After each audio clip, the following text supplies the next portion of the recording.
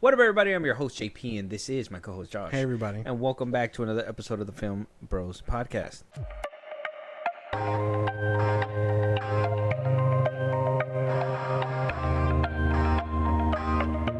All right, Josh. So, today we got an A24 film.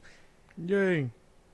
And you know, A24 has been on this like road, and we talked about this. They've been on this road to just not be this horror psychedelic thriller studio, right? Like they've been trying to branch out. We've gotten a couple of comedies. Like this year we got in that unicorn one, Death of a Unicorn. Yeah. Which, I mean, that's a whole different... Another psychedelic trip one. That's kind of funny. That's another review for another day. But, you know, that's, you know, we're getting that kind of taste. Other A24 movies, man, right? I should have probably looked it up. But, like, they've been kind of going in... Warfare? I believe Warfare is at A24.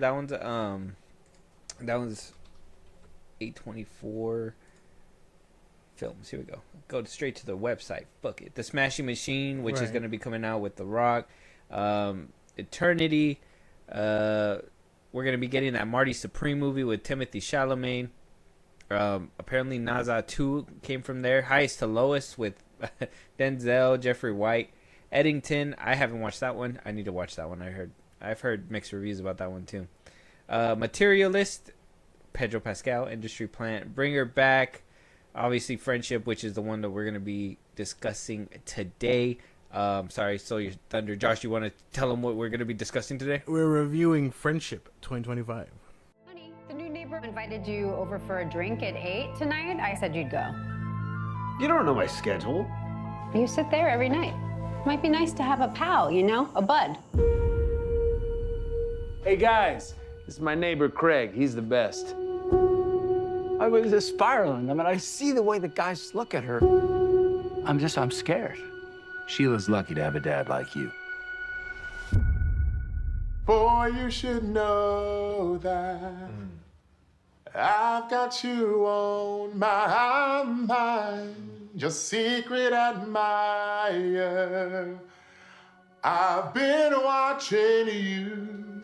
At night, I think of you. I want to be your baby. If your game is on, give me a call, boo. If your love is strong, I can see the future. It's full of pals. I'm on the edge of life, and the view is gorgeous. Look, we had a couple of really nice hangs, but I think it best that we go our separate ways. I don't wish to continue this friendship. Yes, we're going to be discussing Friendship. Like I said, Warfare, Death of a Unicorn, Opus. It goes on. Y2K. Y2K was actually a pretty good one too. Heretic. We've come a long way from, let's just say, like Hereditary and what's another like early A24 horror film. Like Hereditary and the one with what's her name? Midsommar, like things like that. We've come a long way since then. Oh, Midsommar, that's another one too. Yeah. They made Maxine too, right? And like X and Pearl. Yeah. Those are like the first ones. Those are like the first ones too. Yeah. So A24 has been branching out a lot. I applaud them. I think obviously a lot of these films are going to have a lot of hit and miss moments, right? Yeah. Some of them are going to be right on the money. Some of them are going to be like, I know, like I said, Eddington was one that had mixed reviews. I believe Opus had like mixed reviews too. I can get behind that. Warfare, I like that one. That one didn't rub everybody the right way, even though I think a majority liked it over hating it. But still, they haven't had, like, in my opinion, they haven't had solid hits where they've unified everything. Maybe that's the point of these like little side movies, to give everybody like a little niche. But I don't know. Business wise, I mean, aren't they kind of hurting themselves in a way? Because instead of just sticking to your strong suit, I mean, yeah, you're bringing in, I guess, a little people here and there, but no, because I think they still pump out pretty good horror movies. Yeah, but what about like when they dip their toe into other things that are like existential and, you know, touch on like other topics? I think it cast a wider net, honestly. Here's one thing, and it really stuck with me when you kind of said it too, because I was thinking about it as well. But you told me this yesterday off the pod, and it will probably dive a little bit deeper too when we get into the review a little bit. But one thing you said is that A24, like this movie, you expected something that didn't come. Right.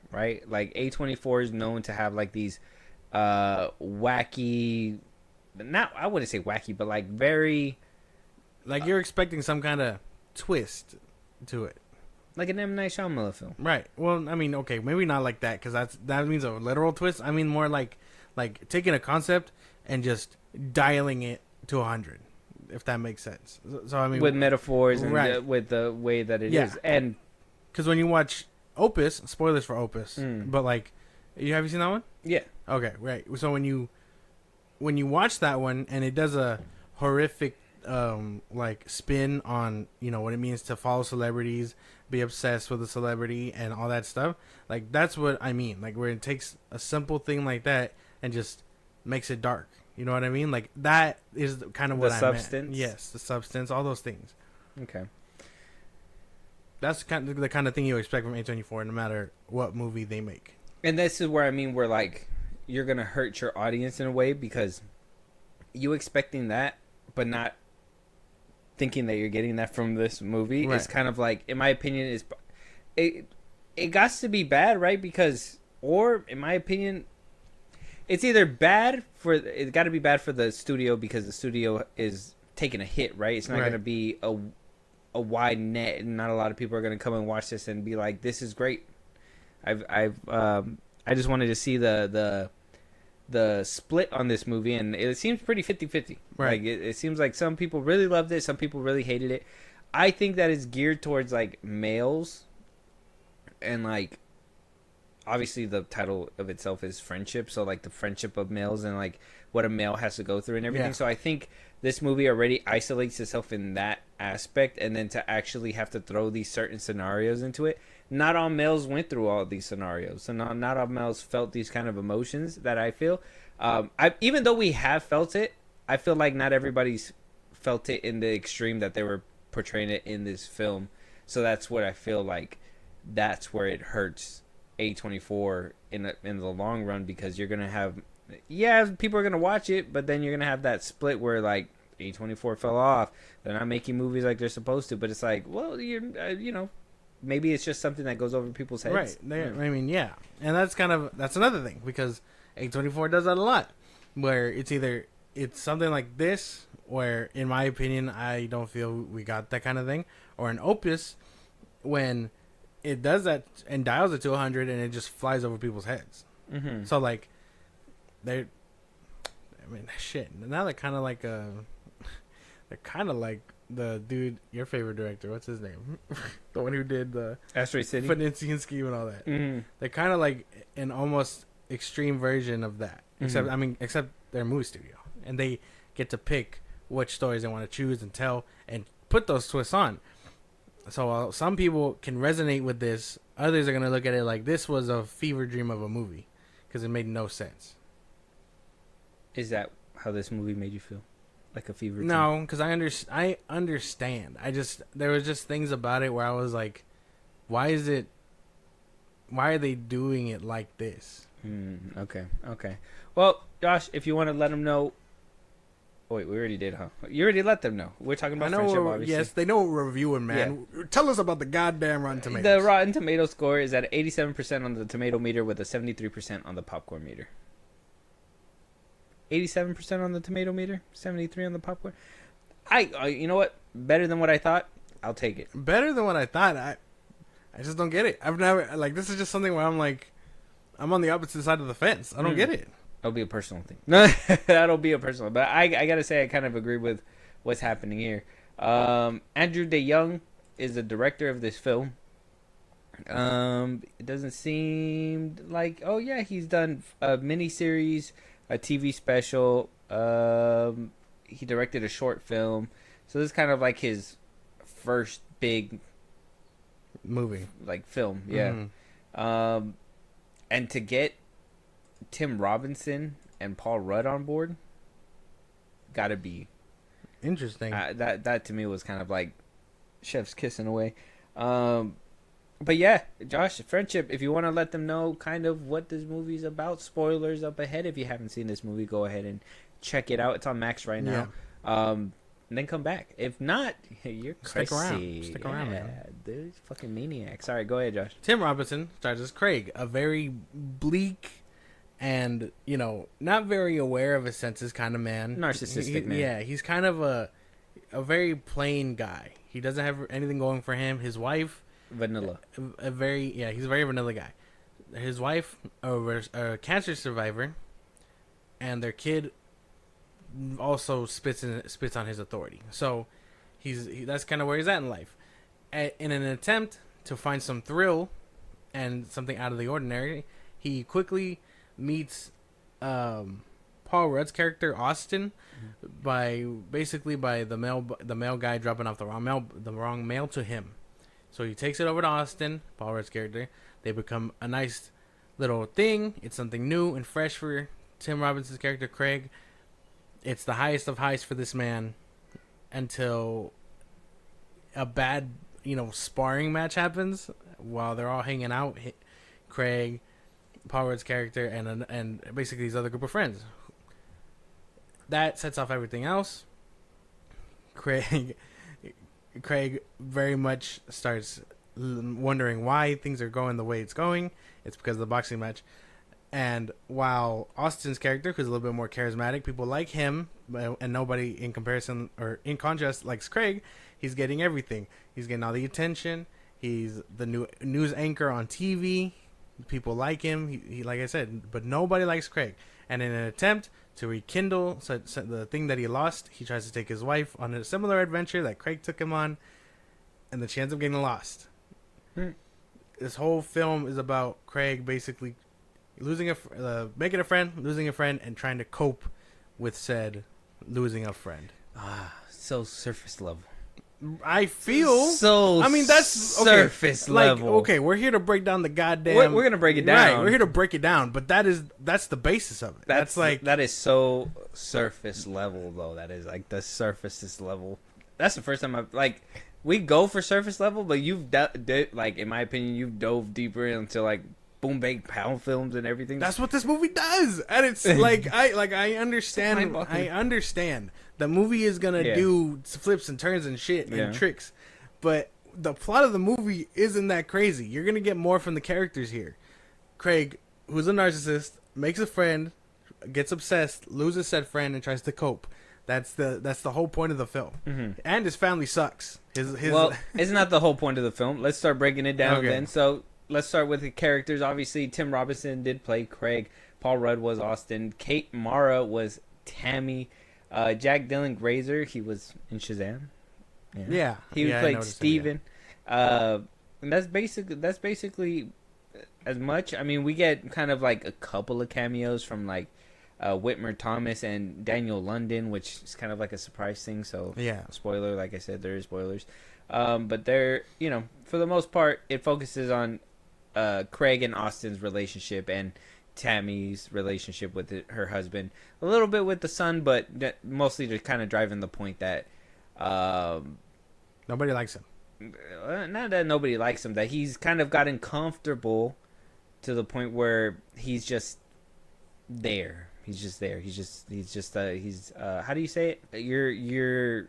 You get stuck in a rut, basically. So he's basically just every single day on autopilot mode. He goes to work, comes home, does all that stuff. Paul Rudd's character is the contrast to that, where Tim Robinson's character is antisocial, very much a lone person. Yeah. Austin is a party guy, and he, at one point he had he was stuck in the nighttime job and all that stuff. He had everything except for the wits to move up in certain directions that Tim had. He was antisocial and everything, but all of his focus was to provide for his family and do everything. And I mean, that's where I guess he felt he succeeded, so he got comfortable. Mm-hmm. And so he kind of isolated himself, where Austin is still trying to prove and be the life of the party, but also trying to move up within his life status too. Mm-hmm. Which I thought that was kind of apparent throughout this whole film how, like, obviously Craig would always kind of be the person to have the solutions and help him out, and he would just kind of take it and run with it, and then it would be his fault. Right. He did something, which I love it was in the trailers, but the kind of like, well, you guys took me in too fast. I kind of like love bombed him in a way, and then took it away. That's gonna go into the plot and all that, but just that kind of aspect towards it, I kind of liked it too. But yeah, I like Tim Robinson. I don't watch a lot of his stuff. I loved him in this one. Paul Rudd brought like this, where Tim Robinson was like this dry humor type figure. Paul Rudd brought like a Anchorman type feel, like more wacky, but more in line with what's happening, and kind of being that contrast to what Tim Robinson was providing on screen as well. So I mean, I really like their dynamic. If they make more movies together, I would really appreciate that. But the way they kind of bounced off each other, I really liked it. Like when they had like conversations in the sewer, when they first met each other. I like how they were kind of since the plot is so heavily tied to the characters, I gotta kind of talk about it. So we're gonna kind of put it in the same spot here. Craig's motivation in all this is just to not be so vanilla, to be a little bit more out there, to just be accepted. He wants to be accepted. Yes. So he's going to be the nice guy and do everything that he needs to do right to be accepted. He's going to do whatever he wants. Austin in all this wants the accolades, the respect. He wants everything all in one, but doesn't necessarily know how to get all that 100%, but just, he puts up a facade in order to get what he needs. Where Craig is that hardworking guy. We got the other dude that fakes it till he makes it. If that makes sense, right? So and it goes to, and like I said, I like Tammy's character too, even though she doesn't have a lot. She does have a lot to do within this film, but she doesn't really. Like I said, she kind of takes a back seat along with the son. Kind of in order. Her cancer was there at one point. Yeah. She was so distant from her husband and all that stuff. That kind of plays into the whole narcissistic thing. Same thing with the son. Disrespecting him and everything. Like he's just so in his own mode and doesn't care that everything is just out there. But yeah, I really like, I enjoyed all the characters here so far. So I liked everybody. I don't think anyone really fell flat. I think I did like you said, I haven't seen Tim Robinson in anything. I've seen some of clips of his little comedy show. Mm-hmm. So I mean, if that's the most of his capacity, take that and put it in here, because a lot of it felt like I was watching a sketch show sometimes. The way he yells and all that stuff, like, oh, I got it on me, like, you know what I mean? Like when he screams, it feels exactly like that. I need to get new ooh pants or something, ooh pants or some shit like that. That was funny too. Yeah, where he was just, like the same comedy felt like that. Or when he tells the guy like, "Oh fuck you, get out of my house! You can't use my bathroom." Like those things felt very much like you were watching his comedy show. Yeah. Paul Rudd, I like Paul Rudd. I don't think you can fault him anything like that other than Ant-Man 3. But that's about it. I think he's great in here. Oh, and I mean, if we're on A24 movies, we gotta talk about at some point Death of a Unicorn. But we're gonna save that for later. Yeah. Other than that, I liked everybody. I even liked the kid from Shazam, even though I thought he was kind of obnoxious. I thought he was obnoxious in Shazam also, but I think maybe that's just him. So yeah, and so I mean, character-wise, everybody did their thing. Right? Basically, actors delivered what they could and everything like that. Mm-hmm. I guess if we're really basing it off, I liked how narcissistic he came off. Tim Robinson, Craig. Yeah, I like how he was kind of like in his own world. And you can tell because while the wife was actively taking out these grievances that she had about, I mean, even at the most extreme, when she was like, I need a new van, or she couldn't like finish, quote unquote finish, and he was like, well, I have no problem doing that. Like you can very much tell that like he's living in his own world and he's disconnected, and maybe that's what pushes her to back to her ex-boyfriend or whatever. So I mean, I enjoyed those like outlooks to their characters, and I noticed that. Okay, so I'm with you so far. So, okay, and then now we move to the plot, right. And like I said, everything has to do with the plot. Because even like the cinematography, which I really liked, the cinematographer in this film was, who was it? They did an amazing job because there were certain Andy points. Radusky. Andy Radusky, yeah, dude. Right, Zuski. I don't know how to pronounce it. I'm so Mm. sorry. Okay. He messed it up, but it's okay. We get the point.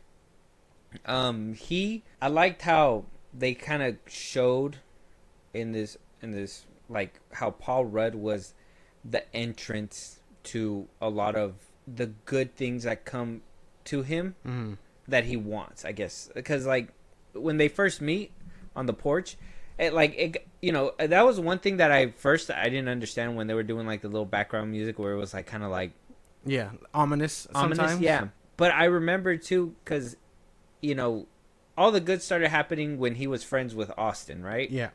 When that friendship was no more, his life started going back to shit because he started going back to his old ways and started becoming, narcissistic, disassociated, lonesome, and all that stuff.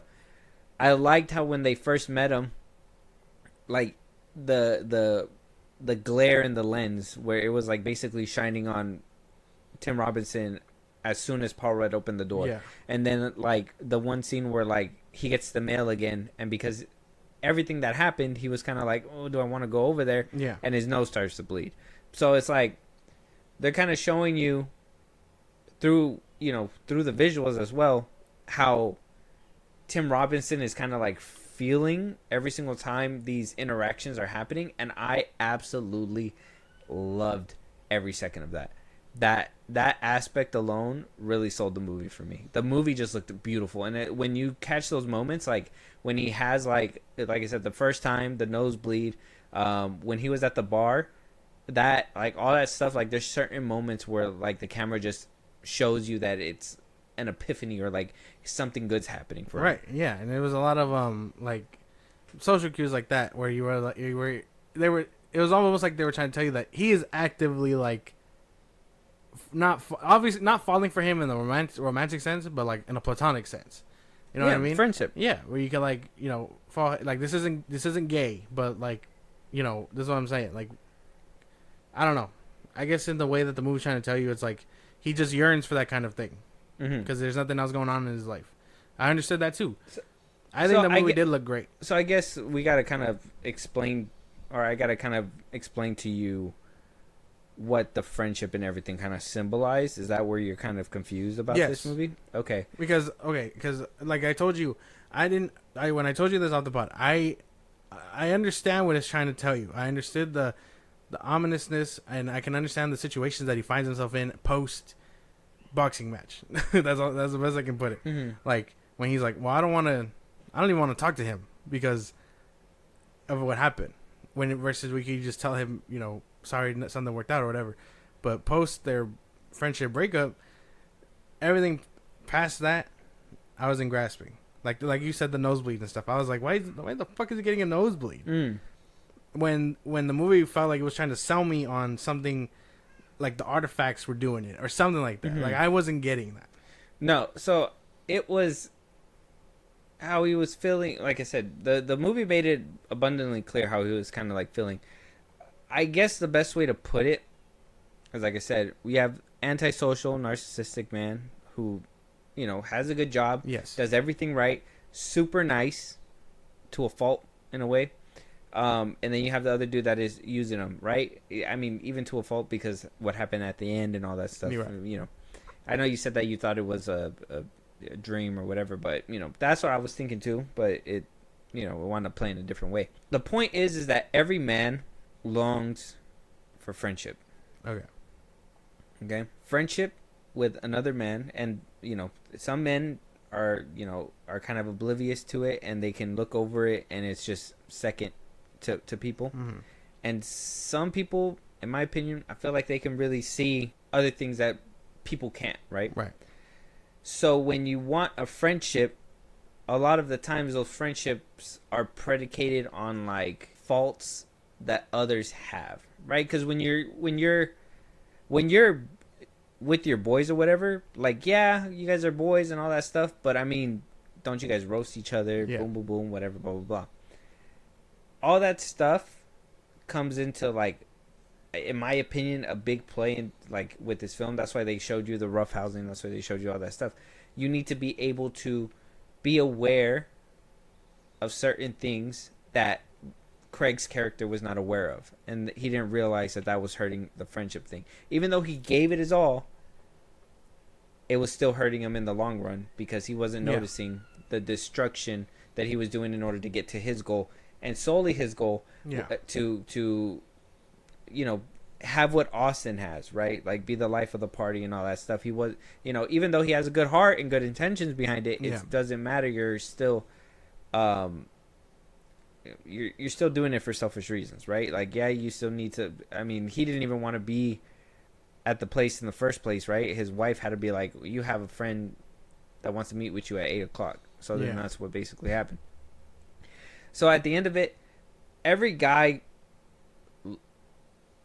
earns for that, right? And I feel like this movie, and a lot of people are not going to understand it because a lot of people haven't had, you know, unless you've had that solitude where you've had no friends, or at least one or two, and you really just kind of stick to yourself. I feel like that's what this movie's for. I feel like this movie's geared to, like, the male friendship and the male perspective when you are around a bunch of people, right? It's kind of like when you look on TikTok and you see these dudes partying or whatever, blah, blah, blah. You're like, man, why don't I have that many friends? Or when you see some other guys that, you know, they grew up since kids, right? They've been best friends since second grade. They grow up, they've been friends for life, right? And then you have other people that are like, well, I see past a lot of that stuff. I can't do for somebody that doesn't, you know, that's not blood or whatever, blah, blah, blah. You have the people that are isolated. I feel like that's what this movie's for, to make people realize that live for somebody, live for yourself, but don't just exactly that. Don't just live for yourself, live for somebody, right? Live for your wife, live for your friends and all that stuff. You can't just be like, I'm going to go and do whatever. I'm going to go over there and make everybody, you know, my friend and all that stuff super fast, super quick, super easy without putting the work in first, right? Like, you obviously got to build those trust, build those friendship. He kind of just wanted to walk in there and just be like, we've been pals for like 15, 20 years and all that stuff, right? So I feel like all that stuff, it comes down to, like, the male perspective of friendship. From, like I said, Tim Robinson's character, which is the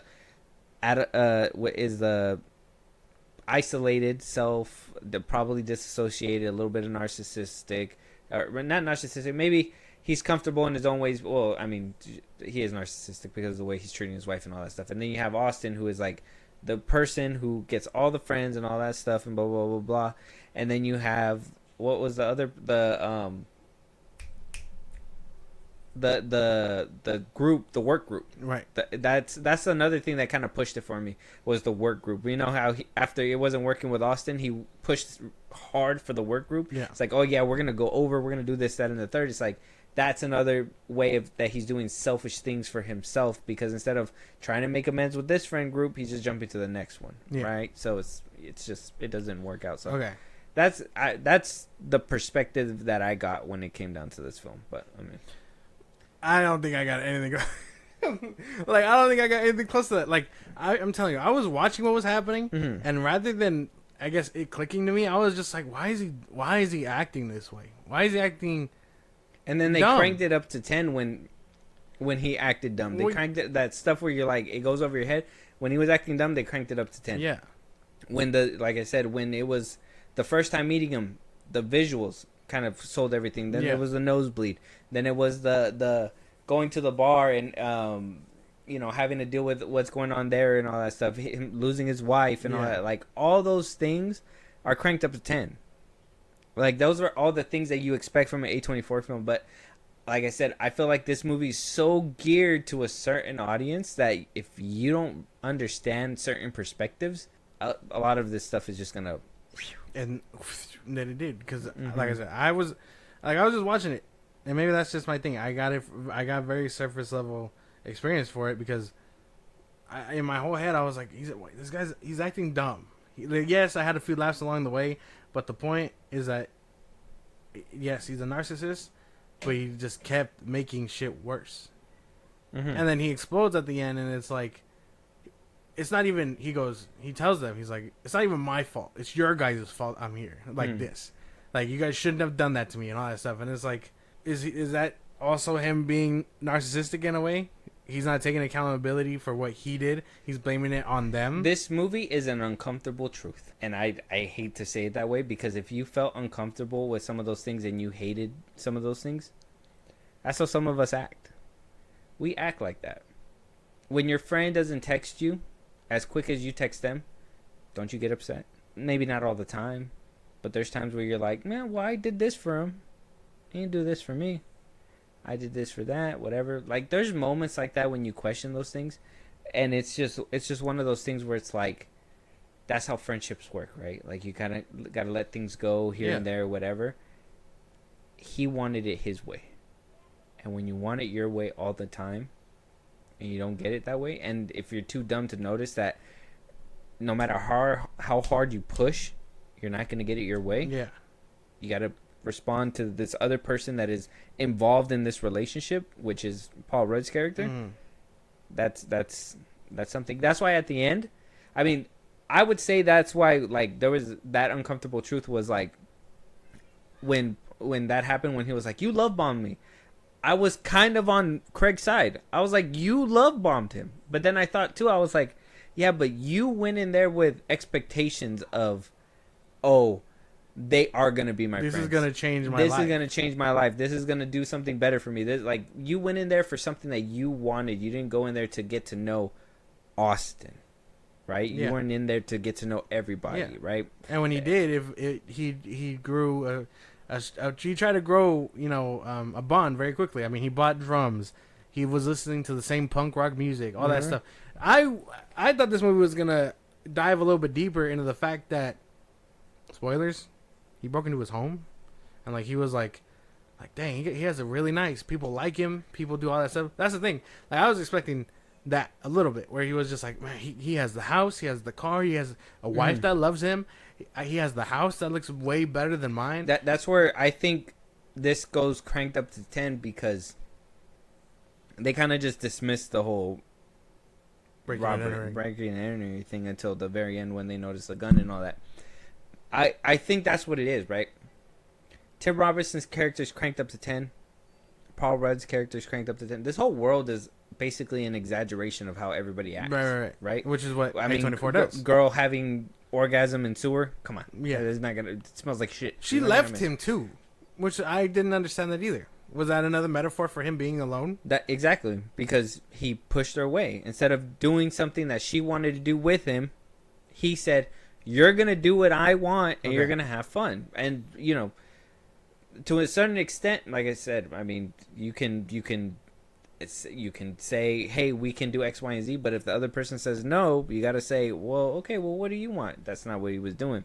So a lot of the times, like I said, it's a lot of uncomfortable truths, right? Have you ever felt like you pushed your girlfriend away because of what you wanted to do?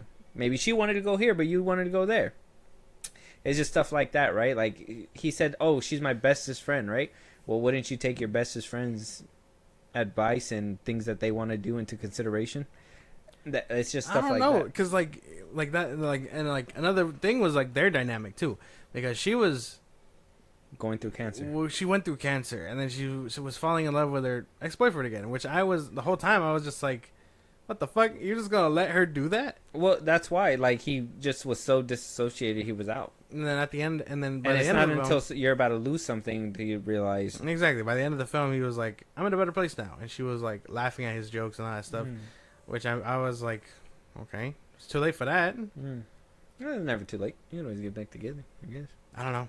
Because that's another thing too, right? Is that you never. I mean, that's still the person you fell in love with. They just along the way lost themselves. So at one point he was funny and protective and all that stuff, and then he just got too used to it. It reminded me of a modern Married with Children. That makes sense. Like an exaggerated modern Married with Children. You kind of showing your age there a little bit. Yeah, I know. We used to watch that. Like we caught it on reruns. Yeah, but yeah, you exposing your age a little bit. Yeah, it reminded me like a very modern, exaggerated like Married with Children. he had a good job and everything. I don't know. That's just And still, by the end of it, he protected his secret, which I was like, he had That's right, every chance to a to fault. turn on him, but he didn't. And Austin was the fake dude. He's the one who couldn't step up for his friend. Right. He could have been like, well, no, we're not calling the cops. You guys leave. Mm. Wouldn't have done that. Maybe the poster is right. Maybe men shouldn't have friends. That's the tagline when it comes down to this one. Well, yeah, man. I mean, if you kind of understand, if you need a little bit more. I mean, I could give you a little bit more. Okay. After, I was just I think my thing is just gonna be surface level. That's the thing. A lot of this stuff. I mean, I could tell you, but it could be more of like personal situations. I don't want to do that on here, so we can. Yeah, we'll do that later. But yeah, if you want to give us your kind of your closing statement, 1 to 10, 10 being the best, 1 being the worst, 5 being in the middle. Go ahead. I don't hate this movie, but it was a trip for me. I didn't fully grasp it. Like I said, I feel like I'm on the other side of the fence of that, whatever the tomato score for the audience was. Like I got it to a certain degree, and then after that, it was more of like this is just getting worse, and it wasn't fun to watch. So, as funny as it was, I'd say that was the best time I had about it. But do I hate it? No. I think, like I said, I think the cast is great. I like Paul Rudd and Craig Robinson's whole thing, or Tim Robinson's whole thing. So I give it like a 5 out of 10. It's just a movie for you, I guess. Yeah, just a movie. I think this is one of the better movies of the 2020s that I've been able to see. I think A24 really knocked it out of the park when it came down to this one. They really captured, like I said, like Craig's aspect. They captured it so well. It made me feel guilty at times, where I was like, "Holy fuck, I've done that.